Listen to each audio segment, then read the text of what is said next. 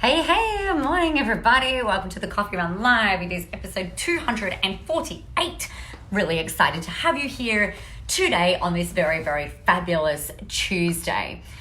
Now, I did not go live tomorrow, yesterday, so I wanted to, we're not in the future, I will go live tomorrow. Didn't go live yesterday, and there's a couple of things that I wanted to talk about today. Number one, about being whether or not you should swear in your marketing or your programs or in titles or in emails. And we're going to chat about the pros and cons to that. But one of the other things that I wanted to talk with you about actually was around really trusting your energy. So I had a really big weekend on the weekend with roller derby, and from on a couple of different levels and a couple of different perspectives. And I think this really mirrors a lot of what we go through in business actually. And it's where we can go really hard, fast, really dig in and expend a whole lot of energy in our marketing, in our launches, in our messaging, and everything that it is that we're doing. And there are times where we'll kind of have to sit back and just go, whew, wow. That was really freaking exhausting, right? And that's sort of like what happened for me yesterday. I'd had this really big, amazing, inspiring, gritty weekend, played a game on Saturday that was just the most insane amounts of fun and was so inspiring. And then Sunday was really hard. It was a really tough game. It took every ounce of my whole team's grit, resilience, strength, power, determination, and wherewithal, teamwork to really kind of keep going for a lot of different reasons. And so by the time I got home late Sunday night and then coming into the day yesterday, I was just like, oh my God, I'm so spent. And I really needed to take some time yesterday to, number one, get myself organized. I'm running an event this weekend. So we're running for 3 days. So it's Friday, Saturday, Sunday up on the Gold Coast, which is just going to be fabulous. And I can't wait to get up there. But I needed some time to, number one, regroup and to kind of get my energy back. And it's really interesting because in the past, and what I even did yesterday morning, I was like, oh my gosh, I feel really bad. I haven't done my live stream. I haven't spoken to you guys. I know I hadn't sent an email out. I've got all of this stuff that I really wanted to do. And I decided to take a measure of my own medicine, my own advice, and just be like, Nicola, it's okay. We've just got to trust. Like, you've just got to trust. I know that if I'd come up on a live stream yesterday, you guys definitely would not have seen the best of me. I would have delivered something that was perhaps amazing, but it was that kind of thing where it's like, it is not going to be the best today. So I made the call to leave it. Actually, I thought maybe as the day progresses, I might feel a bit better, feel a bit more inspired, feel a bit more sparkly and have my zing back. And no, there was not much zinging going on yesterday. So I just kind of let that go. So if you've ever felt like, and it's not a self-sabotage thing, but if you're in that space where you've pushed really hard, you've dug down, you've been gritty, you've been determined, you've been doing the things, taking the action, being the person, it's actually okay every now and again to stop, regroup, recalibrate, really look after and nurture yourself so that you can come back so much quicker. It's really interesting though, because yesterday I was like, oh my gosh, what if my sparkle doesn't come back tomorrow? I can't afford to, within my own mindset, I'm like, I can't afford to not have my sparkle back. It would be really devastating. But it did. So we're good. So in that instance, if you don't feel it, it's the best thing to wait till you're ready. Exactly, Arapara, exactly. And so long as it's not a self-sabotage thing, right? If every day you're kind of like, oh wow, I don't feel like it, that's one thing. But if you're really in that place where it's like, you know what I have to say today is not going to be of service, it's not going to be adding value, and it might create a less than exceptional experience for your audience or for your clients, then it's really your responsibility to really trust your own choices and your own decisions. And I think where, for me, it's I'm so I love showing up for you guys. I actually get really energized by doing these things. And yesterday I was like, I just can't even muster the energy to be able to come on and do what needed to be done. So permission granted, so long as it's not self-sabotage, that every now and again, it's really important that you take some time to allow yourself the space to re-energize, recalibrate, and kind of get back on track. It was demonstrated as well by the gym. Like, I actually didn't go to the gym yesterday, which again is a really odd occurrence for me these days. And I made the call. And then this morning when I've gone heavier weights, I felt stronger, all of these things just really started to kind of work. So sometimes having that day out, or that creating the space for you to recharge, recalibrate, can really help you to come back in a so much more powerful, stronger, and certainly resourceful way, right? So I think it's really, really crucial that you're doing that. The other thing that I wanted to talk with you about today, as I said, is about a little bit more of not so much of a mindset thing, but again, just something where it's time for you to start to really listen to yourself and own it, right? And this comes into to swear or to not swear. So we're seeing a bit of a trend at the moment with the likes of the subtle art of not giving a fuck, the life-changing art of not giving a fuck. There's a whole range of different titles that are swearing, like in book titles. There is a lot of programs that are going out that are swearing in program, like program titles and things like that. So it's kind of become a little bit more commonplace for that to happen these days. And I know that I have this conversation with people sometimes, and they're like, oh, look, I don't know, like, should I swear in a program title, or should I swear in my live streams, or should I swear in my marketing or my emails? And my rule of thumb with this is that it's whatever is what, don't do it strategically, right? Do it, what I mean by that, don't do it because you feel like you should do it. Don't do it because you feel like you have to do it. And don't do it because you feel like it's the in thing or the trendy thing to do. If you decide to swear in what it is that you're doing, it should be because it just feels right. So I am launching a program. It's not ready yet. I'm launching a program. I was hoping that it would go yesterday. It's not, and it won't go up today. It'll probably be tomorrow, and it's called the Queen of the Motherfucking Internet. And I am so excited about it. Yes, it does say motherfucking in the title. And it just, when I was journaling, it was just like, bang, this is what it needs to be, right? So there's some other ones that I've written, was the hot, and then I'll mark it at hot AF, like, so hot as fuck blitz, which was a 2-day thing. The thing that I want to remind you of, though, is that I've been swearing in my marketing since 2011. Right? So this is not a new jump on the bandwagon thing. I do, in my normal everyday life, I do tend to swear a little bit like a sailor. And it's just like in the right environments. In some environments I won't. So, like, if it's a bit more corporate or a bit more professional, I am respectful of an environment. But what is like true and authentic for me may not be what is true and authentic for you. Okay, so the thing that you don't want to ever do is claw back your words, your language, the way that you speak, the way that you write, because you think it's the trendy thing to do, or because you think it's maybe the right thing to do, or maybe because you think it's going to be the thing that grabs the attention, or because you think it's the thing that might sell something. Like, if you're doing it for that reason, then it's likely to fall flat. And if you're a little bit nervous about it, that it won't even come out of your mouth properly, and you kind of can create this weird sort of disconnect with the message, with the tone, with your audience, with you, with your program, and you're likely to not make any sales, right? Or you're likely to have people go, I don't think that you should do that. It's likely to cause a bit more flow back than what it will like forward propulsion. Now, so if it feels right, like if you've journaled in your journal and you're just like, oh my gosh, like there's this and there's this and there's this, and then it kind of comes out, or if you've put the the building blocks in place for your program, and you're like, this is just this, it has to be this. This is what it has to be, then go for it.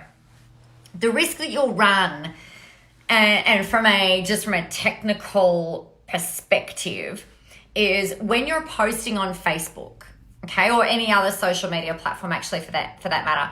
When you're posting on Facebook, if you do want to go out there and promote that post or boost that post or advertise it, your ads will not be approved. Okay, just so that we're really clear.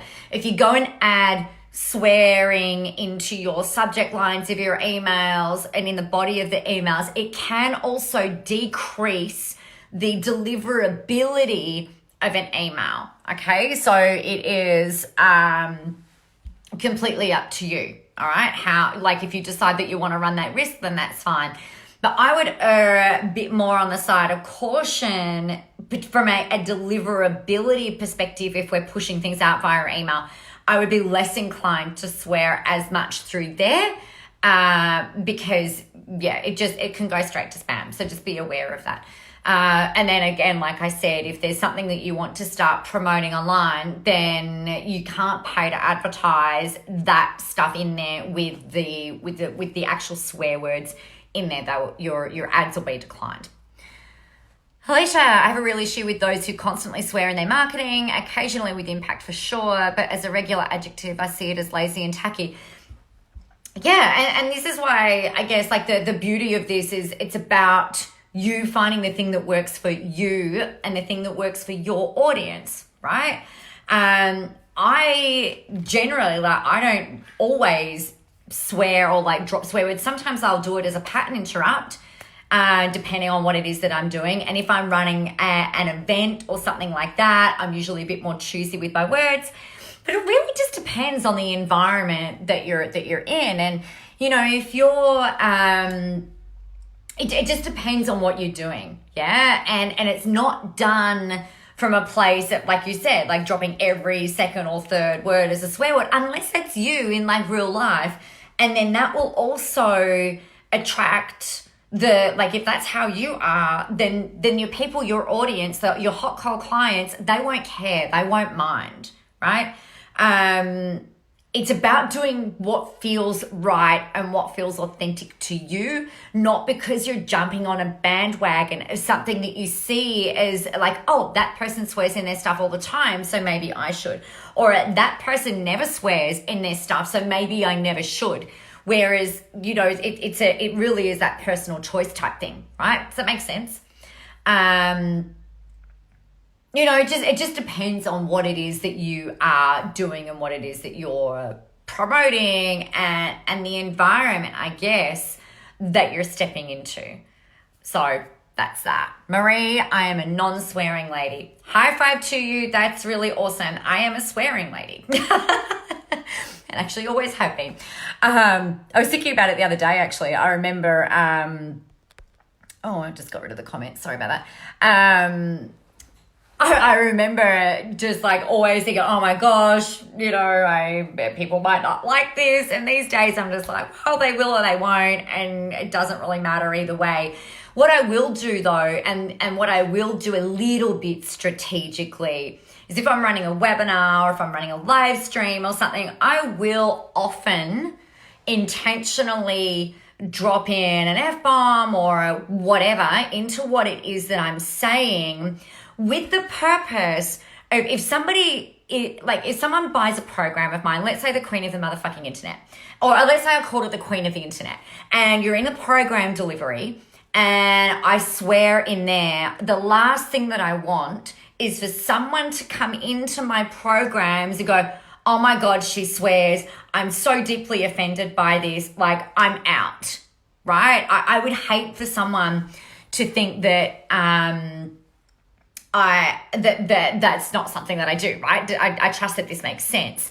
So what I'll do is I will strategically drop a swear word in every now and again just to weed those people out. Because if somebody is offended or pissed off by me saying fuck or shit or something like that, then they're going to hate being in a program with me. Because when I get passionate, I do start going like, right? All of the words start flowing out, and sometimes there's a lot of swearing in that, and sometimes there's not, or depending on what's going on, right? But for sure, I'm not usually the kind of person that drops like the whole array of every swear word possible in, you know, every 30 seconds, yeah? So I guess, like, Catherine, I love swearing. Nice, cool. You know, I think the thing here, and the point that I really want to hammer on home from this is do the thing that feels right for you and for your audience. Do the thing that feels authentic for you with your message. And there will be times perhaps where you use language, like forget the swearing piece out of it. But there might be times where you use language that is a lot more assertive, where you're just like bang, bang, bang, right? And then other times it might be a little bit more flowery and soft, and depending on what it is that you're talking about and depending on the subject matter, the tone of what it is that you're going through and how you're delivering and what you're delivering. Just trust that you'll make the right choice and that you make the right decision. Now, as you're going through and you're naming your programs though, don't throw your swearing in there because you think it's going to help sell, right? Just do it because it feels like it's right or authentic, or don't do it because it doesn't feel right and because it doesn't feel authentic. Yeah. So trust the choices and the decisions that you're making. You will not make more sales because you swear in your headlines. You won't make more sales because you swear in your copy. You won't make more sales because you don't swear in your copy, or because you don't have things like that in your subject line.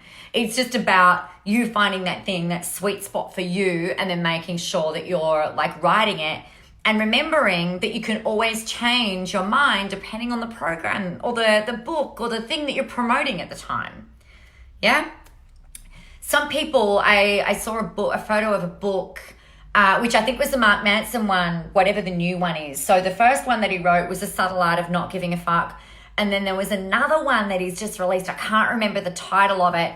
And I saw a bookstore actually get some tape, and they put some black tape over the front of the cover, because this particular bookstore, I think it was a bookstore in Sydney, they actually didn't want to have the swearing on the cover in their bookstore. But they knew that it would probably sell copies, so they still bought it anyway. Bought it to be able to sell in there as a stock thing. So, you know, like it comes down to each individual's values, each individual's message, and the audience that you're really talking into. The tagline on my book, Visible, is the no bullshit way for you to use the online world, to leverage the online world to start getting a return on your investment, right? I guess like it's also interesting how things have evolved. Like for someone to say shit in a subject line or a title, you know, even 10, 15 years ago, oh my gosh, everybody would have kittens. Could you imagine? Whereas I guess like bullshit it's a really common, not that I want my children saying it. It's a lot more common, a lot more palatable these days. I guess there are some things that are like, as we kind of evolve and as our thinking evolves and as our, what was I going to say? It's a bit like an immune system, how an immune system builds up. Our tolerance level is the word I'm looking for. Like the tolerance that we have for swearing these days seems to have gone up as it becomes a little bit more, maybe not socially acceptable, but certainly a lot more prevalent. Catherine says that's silly. I guess it's just like I said, it's just the bookstore owners' preference, I guess, like, which is the beauty of everybody having their own opinion. It's the beauty of everyone being able to choose what they will and won't tolerate in their worlds. And I know, actually, I saw the photo go up in Facebook actually about that bookstore that had that title on there, and there was some people like, I think it's a bit like, I'm just like, you know, okay, whatever. And there were a lot of people who were like, oh, thank goodness. Yes, I don't think you should swear in book titles. I don't think you should do this, rah, rah, rah. So it was really interesting seeing that polarization, which is, I guess, like what it's intended to do. A lot of swearing, sorry, let me rephrase that. Swearing is something that is often a really simple tool for polarizing an audience, right? Because most people are either like tolerant or intolerant. They'll either be like, yep, I don't mind it, or nah, I'm really against it. Like there doesn't seem to be, like that sort of middle ground where whatever. So it's like the people that really don't like it, and the people that either don't have an opinion or don't mind, like sit there.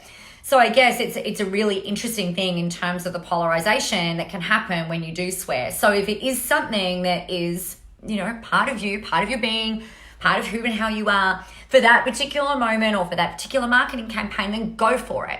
Just understand that it will repel some people, and that's totally fine. What I find really funny, so I'm doing at the moment, there's the $1 Million Success meditations, visualizations, and journaling hacks. And it is like, I swear in the rest of that tagline. For the queen of the motherfucking internet, that's, that will be launching out tomorrow. That is something that obviously I'm swearing in. And I know that some people won't buy because that's what the title is. And that's fine. Like, I don't mind. The content is going to be freaking amazing. So, when you move past that, and I guess that can be sometimes the point too, is that if you're able, and if your audience rather is able to go, okay, yeah, like that's what they're doing, that's fine, but then look at the deeper things that are going on, then and the value and the transformation that they'll experience through all of that, then that can kind of like bind your hot cold clients to you. Yeah, trust that makes sense. So do it if you feel like it's natural, authentic, and real for you, and don't do it if it doesn't. That's it, right? Don't do it because it's tactically popular or because you think it's strategic. Just leave it at that real base level. If it feels right for you, do it, and if it doesn't, then don't, and then roll from there.